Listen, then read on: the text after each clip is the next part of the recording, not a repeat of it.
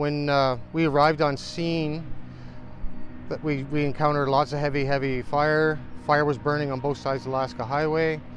The highway was pretty well down to zero visibility through smoke and hot ash blowing around everywhere, so I dropped my deputy chief off on the north side of the highway to block traffic. And then I proceeded back towards our crews. We're setting up for initial attack. And there was hot embers blowing across the highway. Fire was jumping back and forth from both sides of the highway.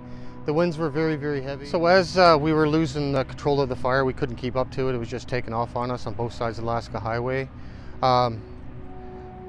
Probably within 30 minutes of the initial call for us and arriving on scene and trying to mitigate the issue, we called for an evacuation of all residents to the west side of Radar Road.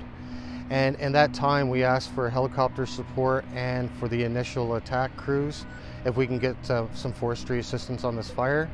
And they responded right away, and they started assisting us.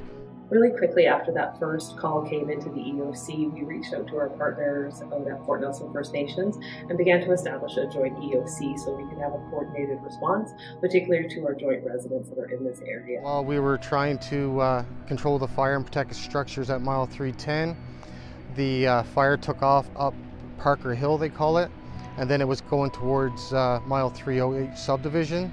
So that's when we decided we had to try to get ahead of the fire to cut it off. Chief was doing a tactical evacuation of 307, 308 because he felt that the life of persons was going to be affected if he didn't get those people out of there.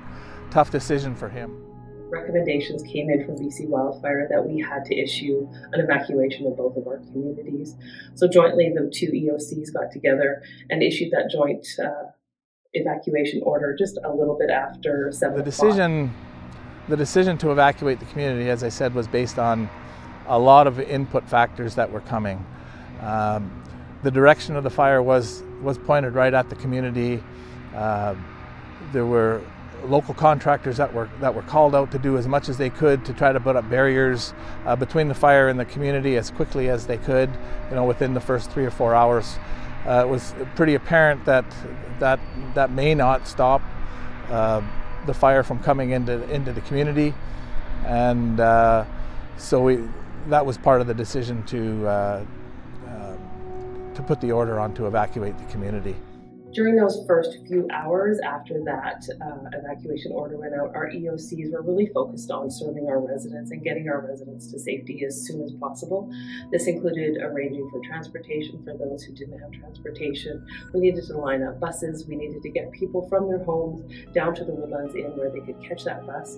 We also needed to make contact with our ESS host communities to make sure that at the other end there was going to be services and supports available to them when they reached their first destination. The community was evacuated in about 6.5 hours. The hospital, the elders, the seniors were all moved out by about 2 o'clock in the morning. That part of the evacuation went extremely well. Most of the first night was spent all in this area, going back and forth doing tactical patrols with wildfire and just extinguishing and protecting exposures. Given the risk to municipal operations, including those at Town Hall, Public Works, the Fire Hall, and the Recreation Center, our efforts were now divided into moving our emergency operations centers, while also ensuring that we could preserve all of the critical and important records of the municipality. We needed to move IT infrastructure, we needed to move equipment, we needed to move our fleet, and we needed to move our vital records into safety. So our crews, we had a lot of assistance from the province and with BC Wildfire. We worked with a structure protection branch, and on that group there was probably 65 of us, and we basically did a lot of tactical patrolling, setting up structure protection. I think the Wildfire Service did an excellent job giving direction from the air and assisting to keep the fire at bay, keep it from moving closer to the community, and I'll use these words so I don't know that they're technically correct, steered that fire to the west side of the Alaska Highway, which then gave them some breathing room because of all of the agricultural fields between 306 and 302. In the week prior to the order lifting, the EOC was really focused on ensuring that that core level of services needed to ensure a safe re-entry for all residents was established. This included things like not only medical, but health, security, and all of those basic services that residents really do need to function within their own community.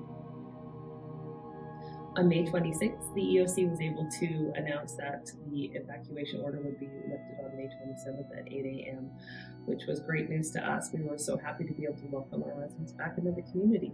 Mm-hmm.